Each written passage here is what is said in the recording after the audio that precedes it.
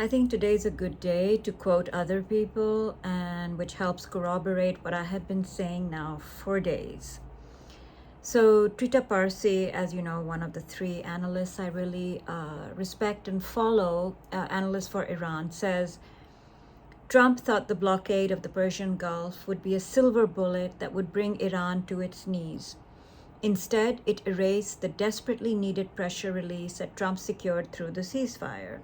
Thanks to the blockade, oil prices now exceed the levels seen during the war itself.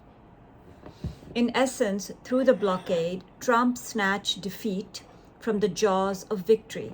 But the incessant search for an escalatory silver bullet that forces Iran to surrender is not unique to Trump. It's a pathology of US foreign policy toward Iran. Indeed. This morning I heard a really interesting interview on NPR, and I think it's worth playing in full. And it was entitled "A Look at the Status of Iran's Economy." So NPR Scott Simon spoke to Javed Salehi Isfahani, a professor of economics at Virginia Tech, and I think he had some really interesting things to say, including about the social safety net, which Iran created 15 years ago for direct cash transfers into the bank accounts of every Iranian citizen. And, you know, this is about the citizens of a country benefiting from the riches of their resources, mainly oil in the case of Iran. So many countries are starting to mimic that, but you can see 15 years ago, it's something that Iran did, which today is actually helping everyday Iranians survive. So here we go.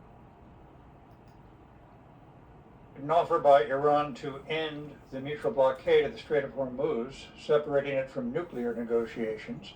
The president told reporters on Wednesday. Now they have to cry uncle. That's all they have to do. Just say, we give up. We give up. But their economy is really in trouble. You know, it's a dead economy. What exactly do we know about Iran's economy right now? Javad Salahi Esfahani is a professor of economics at Virginia Tech, and he joins us now. Professor, thanks so much for being with us. Thank you for having me. Iran's economy was struggling before this war. There was high inflation, currency devaluation, mass demonstrations in the streets. What about now? Well, it's got to be much worse because of 30 odd days of bombing has destroyed much of the industrial capacity, but it hasn't quite affected living standards, or at least hasn't caused hunger, which is something you get during the revolution. But we anticipate that when the war is over, there's going to be a lot of unhappiness, and there'll be more information about what's going on. All we see now are prices that are rising very rapidly, and we wonder how it's affecting the consumption of the poor. What Iran's deputy labor minister said at least 1 million jobs have been lost since the start of the war, perhaps another 1 million lost in the informal economy, and some estimates put that number closer to 4 million. Do those numbers, plus inflation, the loss of millions of dollars daily in trade, is that enough to make Iran, say, the uncle President Trump wants?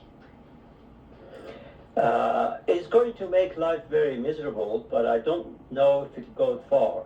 Iranians are proud people, and they have withstood 8 years of war against Iraq, which was, by the way, partially aided by the United States in the 1980s. The economic conditions were worse at that time than they are now.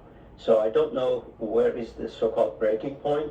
The unemployment numbers that you mentioned are probably on the mark. I suspect that 2 million is the minimum of the number of jobs lost, and is a ticking clock, because job losses lead to more job losses because it cuts demand. More industries can go under. So they are looking at a fairly bleak situation in terms of jobs. What they are doing now to maintain living standards or consumption standards is put cash in people's accounts. That's something that they came up with 15 years ago, and it's very effective. Every Iranian family has an ATM card and has a bank account that the government can deposit money into it instantaneously. The problem is that the money isn't backed by production, so the more money they put there to help the poor maintain their consumption standards, the higher will be the prices the next day.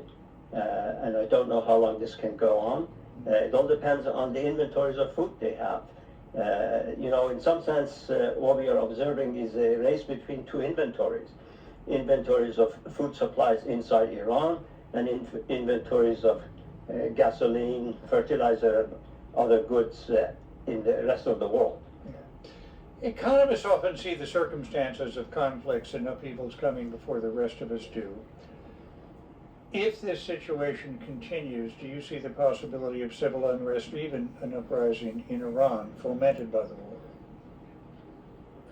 Well, that's a very difficult question, but we do know that Iran has changed as a result of the war. Before the war, sanctions were hurting individual consumption very seriously. We know from very little that Iranians publish every year that calorie intake, protein intake dropped by 1/3 in the last 15 years under sanctions. Now, what's interesting about sanctions is that people didn't quite believe it was sanctions. Sometimes or often they blame the government, its corruption, its mismanagement.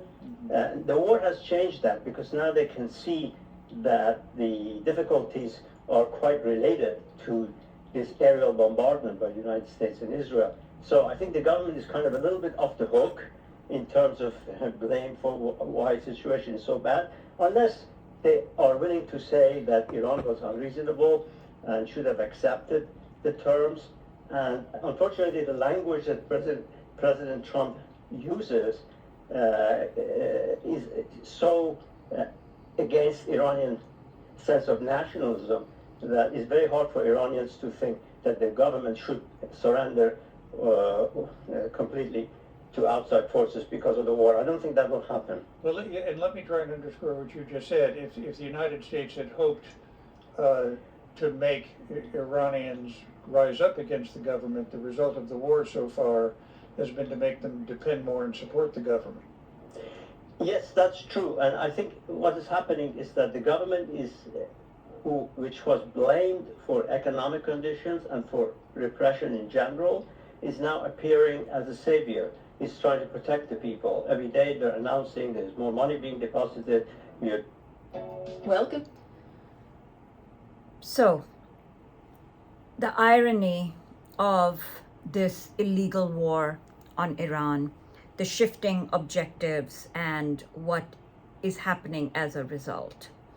I think that was a very, very interesting interview, and a lot of opinions and analysis is converging around what he has said in these 5 minutes.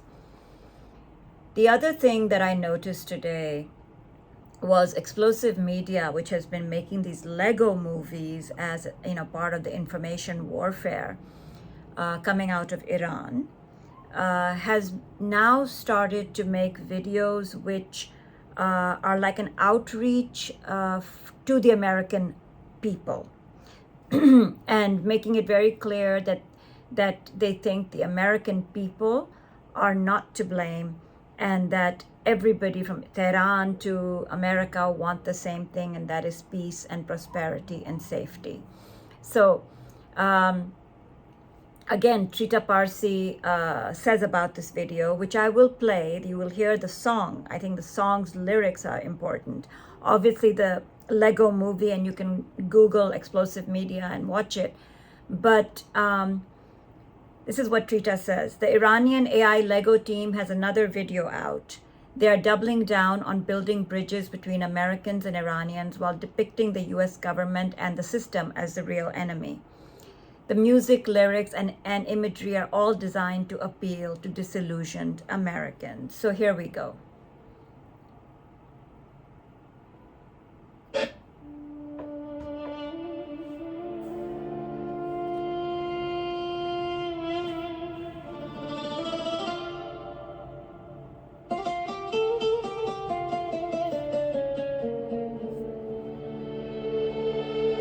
Same sun rising, but we're living in hell.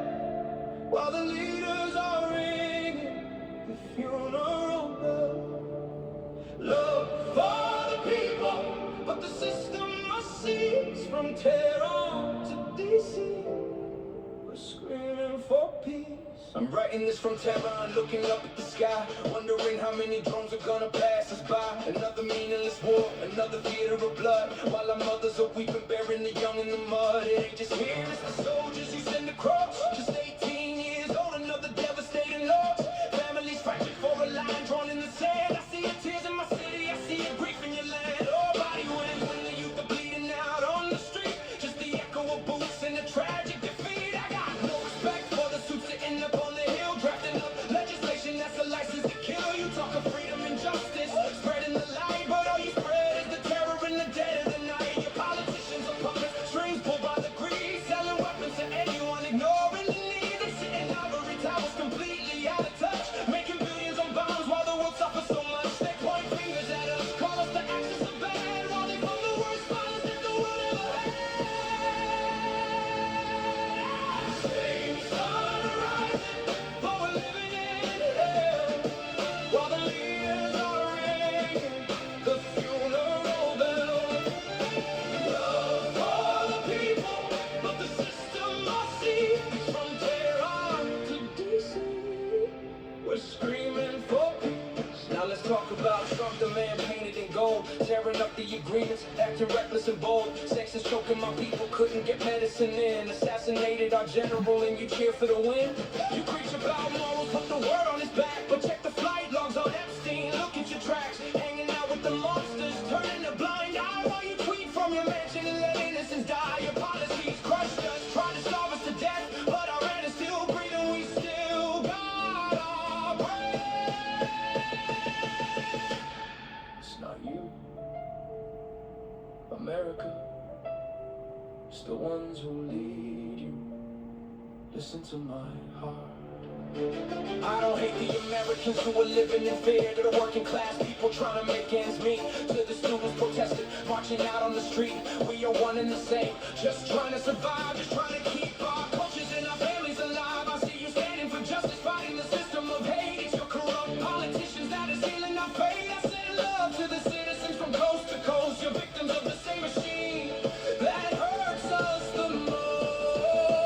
So I wrote this track to try to bridge the divide, to lay down the weapons, to swallow the pride. We don't need another missile, no more tactical strikes. We need conversations on what the future looks like. My purpose is peace, let the hostility cease. Let the eagles and lions finally sit at the feast. From the Persian Gulf straight to the American shore, let our generation be the one that finishes war. Put the guns in the dirt, let the healing begin, because if we keep shooting then nobody will win.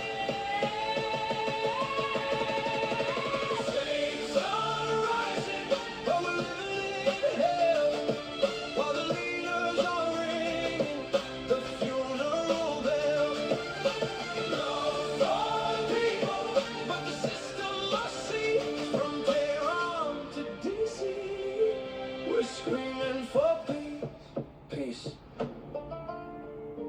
Not for the leaders, but for the innocent souls. For the next in line. For us. Tehran. Signing out.